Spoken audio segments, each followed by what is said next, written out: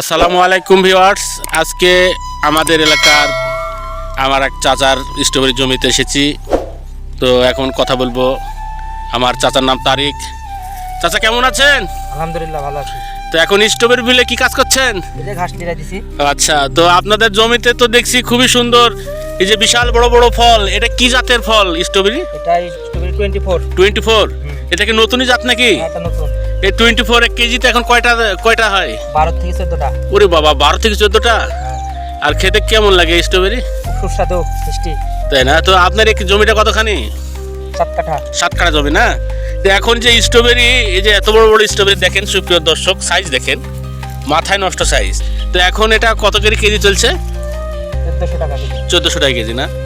তো 1400 টাকা কেজি তো অনেক দাম। তো এই এত দামে বাংলাদেশের মানুষ খেতে পারে স্ট্রবেরি? বাংলাদেশের লোক খাবে না, কোথা খাবে? বাংলাদেশের লোক কেউ আর ফকির আছে? তাই না? বড় লোক।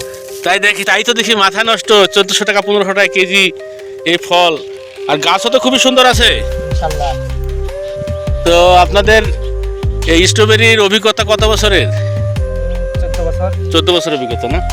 তো মোটামুটি প্রতি বছরই স্ট্রবেরি তৈরি করেন? ইনশাআল্লাহ। তো সুপ্রিয় দর্শক দেখেন যে স্ট্রবেরির জমি কত সুন্দর আর কত বড় বড় ফল ধরে আছে জমিতে। এই যে দেখেন কিভাবে ফল ধরে আছে, মাথায় নষ্ট। এই সব ফল আমাদের রাজশাহী থেকে ঢাকার বিভিন্ন বাজারে, শপিং মলে যায়। এই যে ফল দেখেন, সব 24 জাত। এই যে